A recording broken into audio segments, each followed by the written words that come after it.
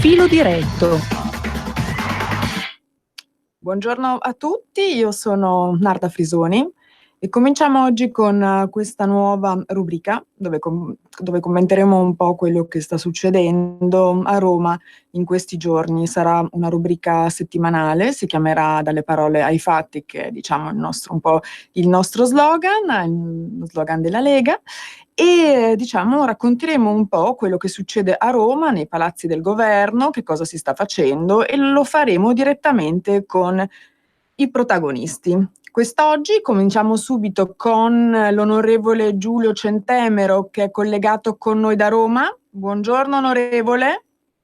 Buongiorno a tutte le ascoltatrici e gli ascoltatori. Buongiorno onorevole, grazie per essere qui con noi quest'oggi, per il tempo. Sappiamo che comunque sono giornate molto molto impegnative.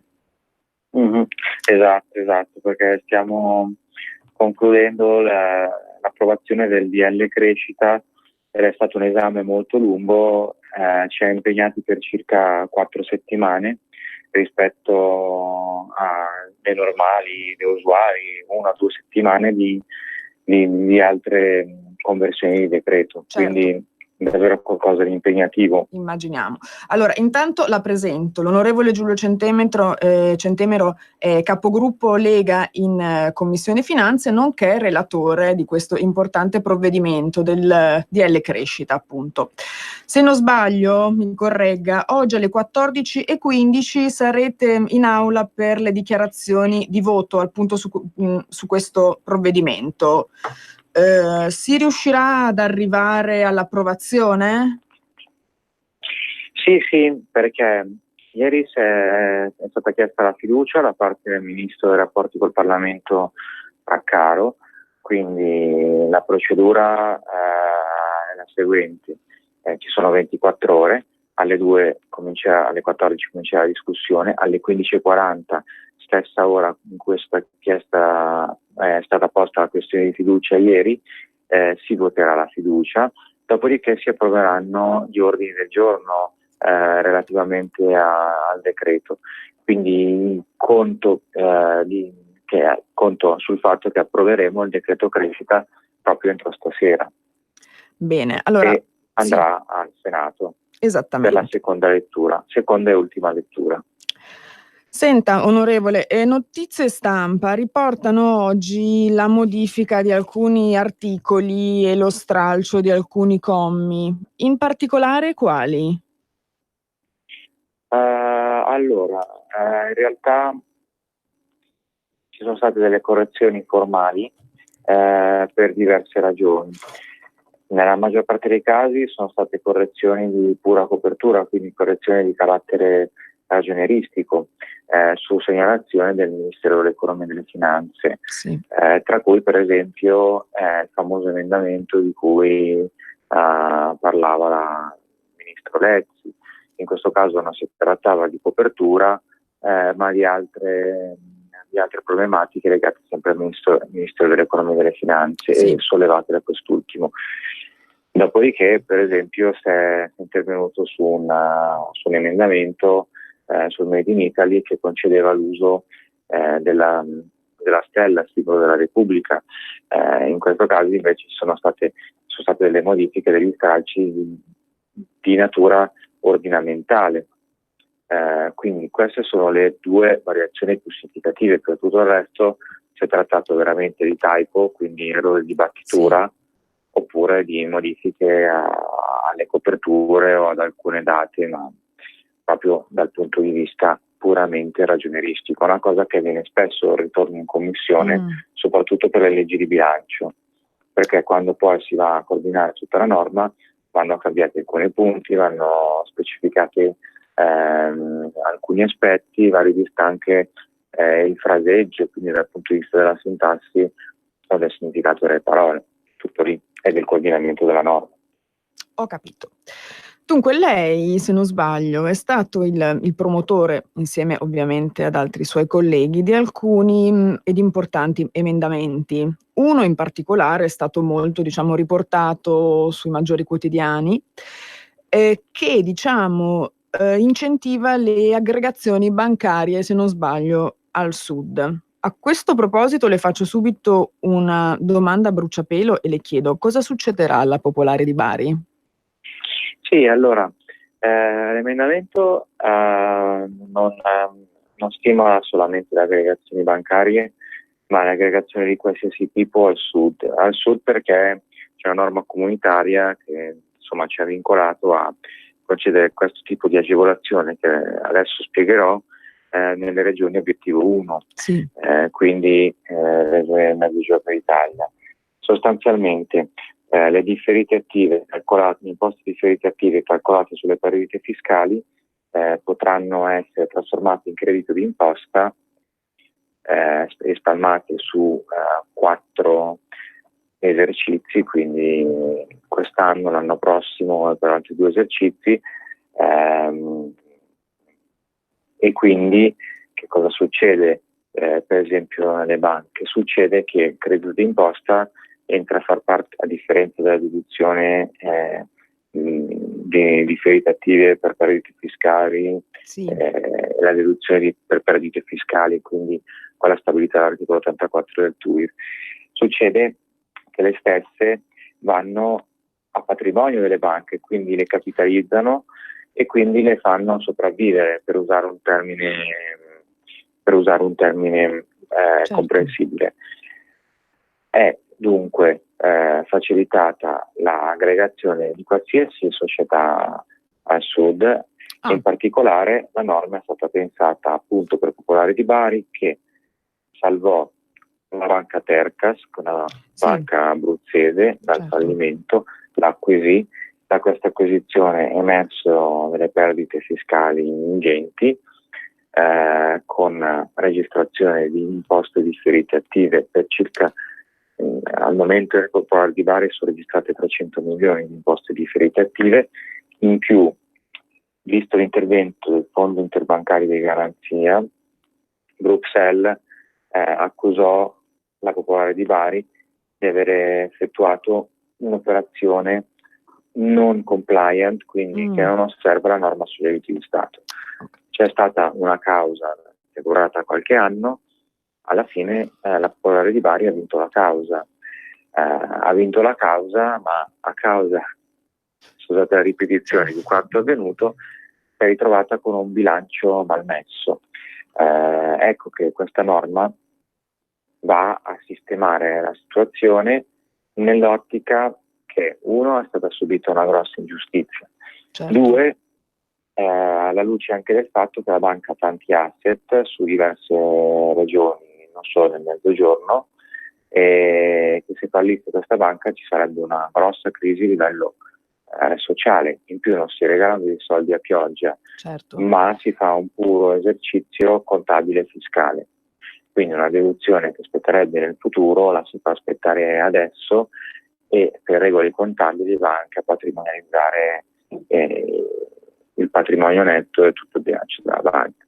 Eccola qua spiegata in maniera semplice. Si spera che si spingano altre aziende del Mezzogiorno ad aggregarsi, a diventare più capitalizzate, e quindi ad attrarre maggiori investimenti e magari affrontare problemi quali la successione generazionale. Ma sicuramente questo anche per il livello occupazionale, quindi per quanto riguarda i lavoratori, pertanto diciamo che aiuta anche tutta un po' la situazione sociale, come diceva lei, quindi assolutamente un provvedimento a 360 gradi. Quali altri emendamenti, onorevole, ha presentato e sono passati all'interno del decreto crescita? Ho sentito parlare di fintech, sandbox, eccetera. Me li racconta? Sì, allora come Lega abbiamo presentato diversi emendamenti. Chiaramente quelli più significativi sono: uno, la riduzione dell'aliquota dell'IRES, l'aumento della deducibilità dell'IMU dal calcolo delle imposte per gli immobili strumentali, no? Quindi è una cosa che va a favore delle imprese e che va anche a favore del settore del real estate, perché sappiamo tutti quanto possa pesare il costo dell'IMU all'interno del bilancio di un'impresa, ed è qualcosa che va anche a stimolare il settore immobiliare. Certo. La riduzione dei premi INAIL, quindi di fatto un abbattimento del costo del lavoro, del cosiddetto cuneo fiscale, in modo che sia più facile per gli imprenditori assumere le persone perché il costo diminuisce. Dopodiché per quanto riguarda il settore del fintech, che è un settore che al mondo nel 2018 ha attratto investimenti per 31 miliardi di dollari, in Italia molto meno, ma il settore è comunque vivace, soprattutto per quanto riguarda le start-up, ma le start-up che sono cresciute sono dovute andare fuori, proprio perché essendo un fenomeno nuovo la legislazione non è ancora al passo con i tempi. Un emendamento crea il cosiddetto sandbox regolatorio, quindi una scatola composta costituita da un comitato interministeriale dove sedieranno i rappresentanti della Presidenza del Consiglio, del MEF, del Ministero dello Sviluppo Economico e anche quelli di Banca d'Italia, Consob, IVAS, che decideranno delle norme, delle regolamentazioni per stimolare il settore, in modo che chi vuole crescere in questo settore, che può veramente essere un driver del nostro paese, perché abbiamo già una forte concentrazione di queste imprese nel nostro paese, che consentirà al settore di crescere e di attrarre società che magari sono già nate all'estero. Se pensiamo alla Brexit, ecco, in Inghilterra e nel Regno Unito già esiste il sandbox fintech che ha attratto anche delle italiane ad andare là. Ecco, puntiamo a riattrarre queste e puntiamo ad attrarre anche quelle società straniere che in presenza di hard Brexit preferiscono crescere in un altro paese come il nostro, per esempio, perché c'è troppa incertezza in un processo del genere nel Regno Unito. Poi concediamo dei vantaggi fiscali a chi investe negli ELTIF, che sono dei piani di risparmio a lungo termine che vanno in fondi chiusi. I fondi chiusi possono investire, anzi è normale che investano in società italiane, piccole, medie, grandi, ma soprattutto puntiamo al fatto che il denaro dei risparmi di persone con alto reddito venga poi investito sull'economia reale. E tutta un'altra serie di manovre. Già incluso nel decreto crescita, non ne parla nessuno, ma ad esempio c'è il bonus sulle aggregazioni che va in tutta Italia, e quindi se da un'aggregazione emerge un disavanzo, quel disavanzo è completamente deducibile fino a 5 milioni di euro. Serve un'enorme platea di piccole e medie imprese italiane che vogliono crescere. E poi ci sono anche delle novità sulle cartolarizzazioni che consentiranno, per esempio, alle famiglie di acquisire con imposta di registro in misura fissa pari a 300 euro i cosiddetti immobili derivanti da NPL.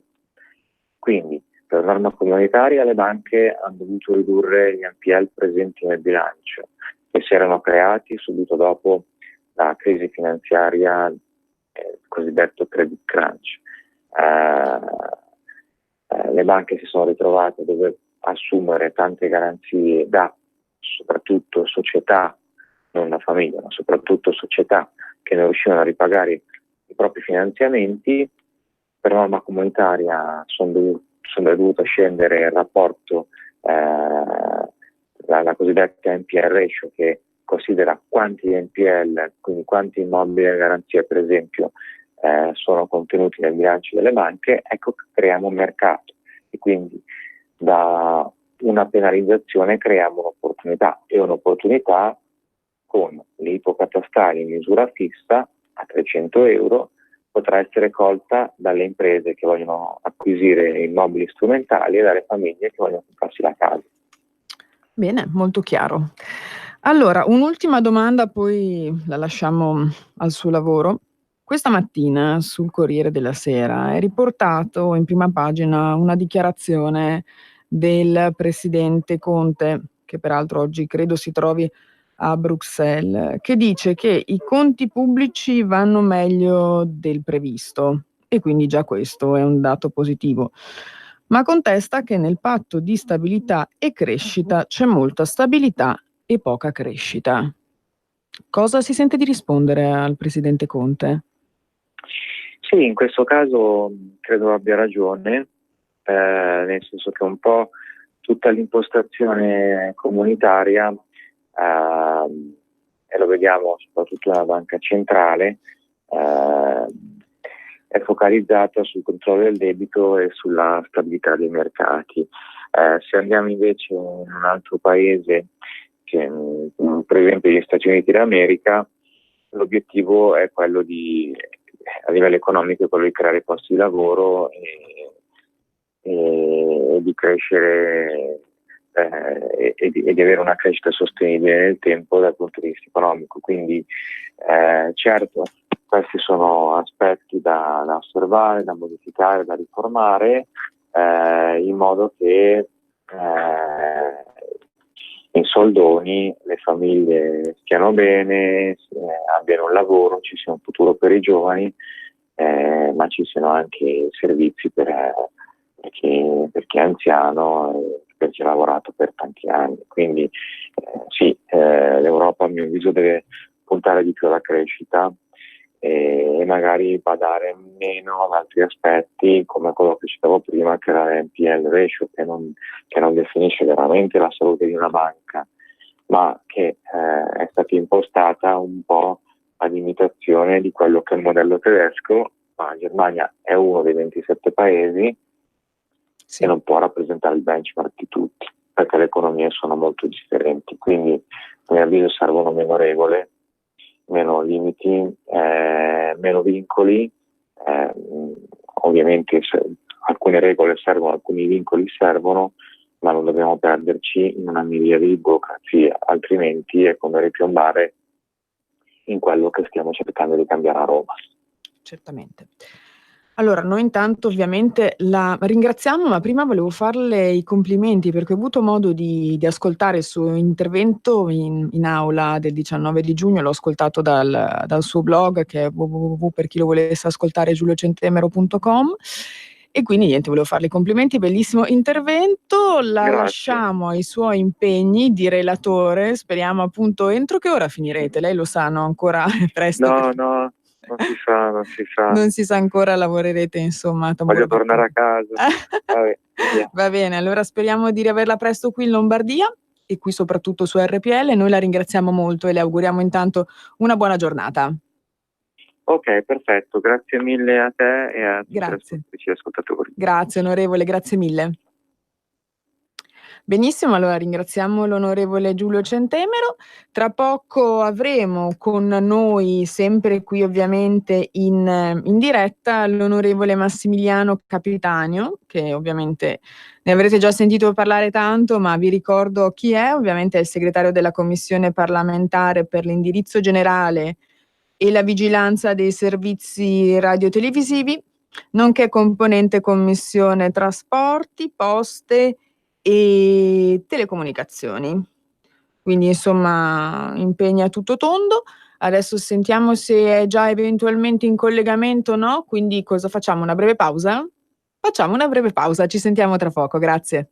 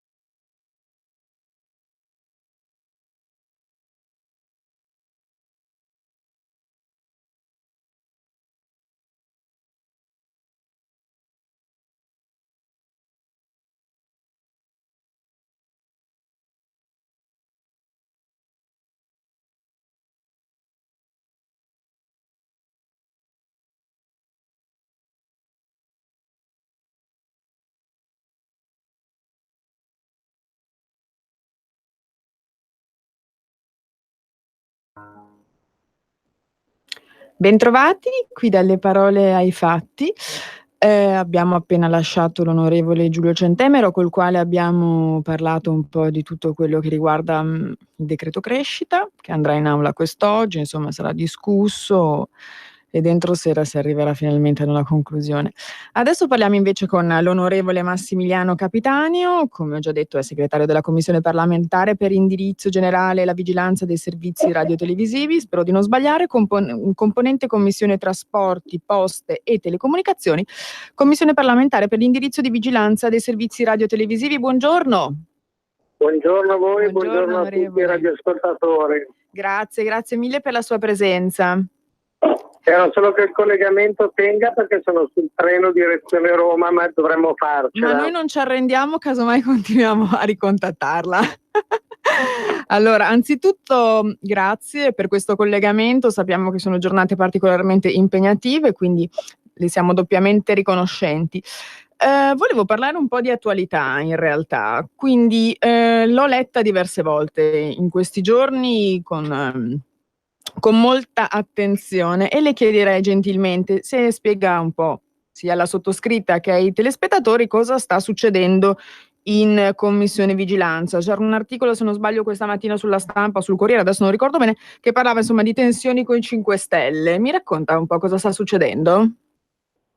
Diciamo che sono normali scosse di assestamento, nel senso che la RAI sta procedendo con un cammino di ammodernamento del canale della struttura. Purtroppo ci sono state delle incomprensioni tecnico-normative su alcuni incarichi che l'amministratore delegato Salini ha conferito al presidente RAI Foa, e su queste interpretazioni sulla possibilità o meno che si potessero convivere questi doppi incarichi abbiamo avuto uno scontro col Movimento 5 Stelle, ma la ritengo una parentesi assolutamente marginale.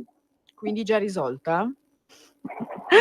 No, già risolta no, perché l'amministratore delegato è venuto in commissione di vigilanza a spiegare che l'incarico conferito al presidente Foa è assolutamente legittimo e tra l'altro è a costo zero.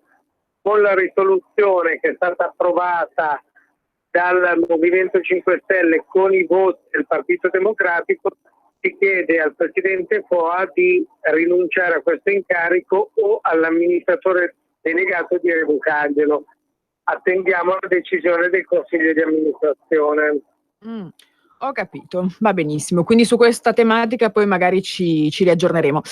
Il presidente Foa continuerà a essere il presidente della RAI. Ottimo, perfetto. Ma Fabrizio Salini continuerà a essere l'amministratore delegato. Stiamo parlando dell'incarico conferito all'interno di Elcom, si occupa anche del futuro canale in inglese della nostra televisione. Molto bene, ottimo. Le farei appunto qualche domanda sul clima politico in generale. Ho letto questa mattina una dichiarazione del nostro ministro che dice appunto giù le tasse o lascio. Ieri c'è stato anche, se non sbaglio, un incontro, recitano sempre ovviamente, recita la Stampa o le agenzie, con il ministro, con il presidente Zaia sulla questione dell'autonomia. Com'è il clima? C'è tensione? Si riuscirà ad andare avanti? Allora, c'è una normale e un po' tesa dialettica, ma era fisiologico che dopo il risultato elettorale europeo, che ha confermato quali siano le priorità degli italiani in questo momento, ribaltassero un po' gli equilibri all'interno del Parlamento. Ricordiamo che noi siamo presenti con il 17% della forza parlamentare, sì, contro l'oltre 32% del Movimento 5 Stelle.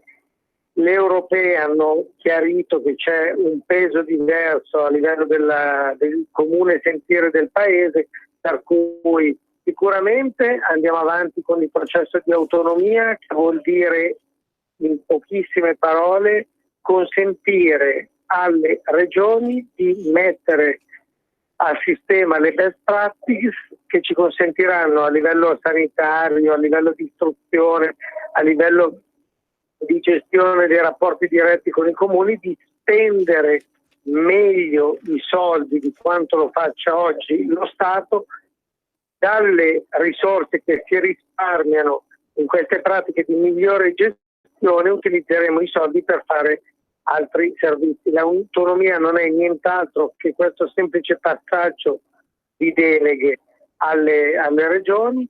Ieri il ministro Stefani ha confermato che il percorso di autonomia è incardinato. Oggi ho letto da pochi minuti un'agenzia del ministro Toninelli che dice che loro sono assolutamente favorevoli ad andare avanti in questa direzione, vogliono solo collaborare a fare meglio l'autonomia e su questo siamo assolutamente allineati. Quanto alla detassazione è evidente che diventa una priorità assoluta e non più derogabile del nostro governo. Assolutamente sì, condivido pienamente. Le faccio un'ultima domanda, e l'avranno fatta tutti, ma visto che questo programma ancora non c'era, io approfitto. Educazione civica. Chiunque le avrà fatto ovviamente questa domanda, dibattuta, straparlato. Con questa, diciamo, proposta lei ha avuto ovviamente un'idea a dir poco geniale, insomma, ha avuto un eco comunicativo non da poco, sbaglio? Sì, più che un'idea geniale, è stata una delle tante promesse mantenute. A febbraio del 2018, a fronte di alcune notizie relative a episodi di bullismo, cyberbullismo avvenuti all'interno delle scuole, in piena campagna elettorale, con il segretario Matteo Salvini insistemmo sul fatto che nel programma elettorale dovesse esserci il ritorno dell'educazione civica obbligatoria e curricolare sui banchi di scuola. Siamo riusciti in tempistiche che non sono proprio consone al Parlamento a far approvare all'unanimità alla Camera il progetto di legge che riporta appunto questo percorso sia alle scuole elementari che alle medie che alle scuole superiori. L'educazione civica torna a essere materia nell'esame di terza media e nella prova di maturità, tra l'altro questa verrà già quest'anno per la maturità. Ottimo. E quindi mettiamo risorse per la formazione dei docenti. Vogliamo partire subito da settembre con un percorso che potrà essere da una parte sperimentale e dall'altro apritista per consolidare ulteriormente nel prossimo anno scolastico magari la materia come ora autonoma. Al momento sarà un'ora interdisciplinare. Però diciamo che c'è un'ampia condivisione da parte di tutte le forze politiche ed è una richiesta di buon senso. L'iter è passato alla Camera, adesso aspettiamo l'approvazione in Senato, il provvedimento è già al vaglio della Commissione Cultura del Senato. Ho capito. Nel testo si parlava, erano inoltre previste nell'ambito dell'insegnamento dell'educazione civica anche l'educazione stradale alla salute, al benessere, o sbaglio? Sì, nel senso, noi crediamo che l'educazione civica, al di là di insegnare contenuti principali della nostra Costituzione e degli statuti regionali, nonché comunitari, debba costruire il cittadino del futuro. Aldo Moro diceva che l'educazione civica avrebbe aiutato a pulire il futuro dei nostri ragazzi e quindi noi crediamo che uno studente cittadino debba conoscere i principi dell'educazione ambientale, dell'educazione alla legalità, dell'educazione questa imprescindibile alla cittadinanza digitale, quindi tutti questi strumenti aiuteranno, quindi conoscenza dell'ambiente, abbiamo visto l'impatto dei Fridays for the Future tra i ragazzi, conoscenza delle regole del convivere civile a livello digitale per evitare quei fenomeni di cyberbullismo, stalking, revenge porn che hanno portato tra l'altro a notizie di suicidi e anche lesioni gravissime. Quindi andiamo avanti in quella direzione, diciamo che dalla scuola materna fino alle scuole superiori si potranno approfondire tanti campi all'interno della cornice costituzionale. Benissimo. Onorevole, io la ringrazio tanto, buon rientro, buon ritorno, non so dove stia andando, comunque... No, sono diretto inevitabilmente alla Camera per il voto di fiducia sul decreto crescita. Ha ragione. Non posso sottrarmi a questo impegno. Giustamente, quindi buon lavoro, buon weekend di quasi lavoro, grazie ancora per la sua disponibilità. Grazie a voi e un saluto a tutti. Grazie onorevole, ci risentiamo presto. Viva la radio. Grazie mille. Grazie tante. Benissimo, facciamo qualche minuto di pubblicità, poi ci risentiamo per i saluti. Dalle regie dicono di sì, perfetto. Ti aspetterò, perché sei tu che porti il sole e non c'è niente al mondo di migliore di te, nemmeno vincere 1 milione.